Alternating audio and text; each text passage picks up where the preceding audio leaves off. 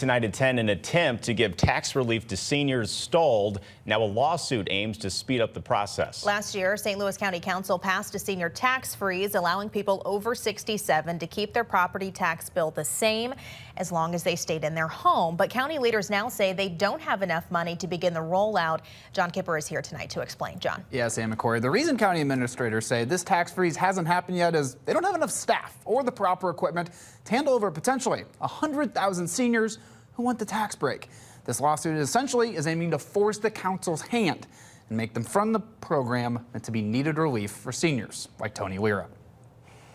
I'm being taxed out of my home. Tony Lira, 90 years young, has been living on fixed income for decades, and his tax bill has more than doubled over 25 years. Every 2 years, it goes up.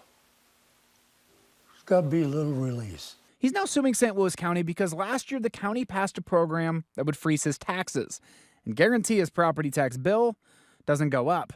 But that program hasn't gotten off the ground. Just beyond explanation why the council has not acted. Councilman Ernie Trachis believes the county council needs to fund the program as soon as possible and has had a bill to do that for over a month. Tuesday, he aims to advance a bill that would divvy out $1.3 million in rainy day money, hire staff, buy equipment, and launch the program. Keep the promise it made to seniors more than 6 months ago. That's music to Lira's attorney, David Gregory's ears, who says all his client wants is his property taxes frozen. If these guys can get together and figure this out, we'd be honored to drop the lawsuit if our seniors can apply for their tax credit. County Executive Sam Page's administration said last week they need over $1.75 million to get the program running.